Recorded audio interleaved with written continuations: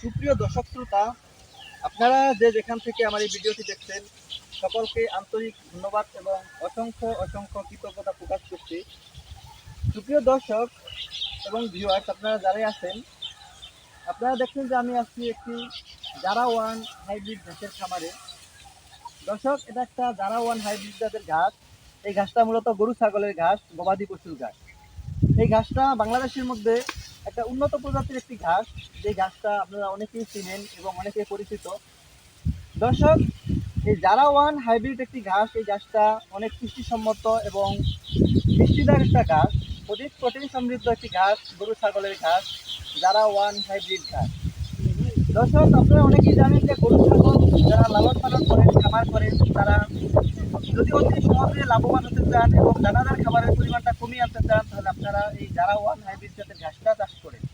কারণ Zara one hybrid জাতের ঘাস অধিক ফলনশীল এবং উচ্চ ফলনশীল একটি ঘাস, এবং কম খরচে এবং কম পরিশ্রমে ভালো ফলন দিয়ে থাকে জারা ওয়ান হাইব্রিড জাতের এই ঘাসটি। এই ঘাসটি বাংলাদেশের মধ্যে বিভিন্ন অঞ্চলে পাওয়া যায়, তবে আমরা খামারি, আমরা হচ্ছি জারা ওয়ান হাইব্রিড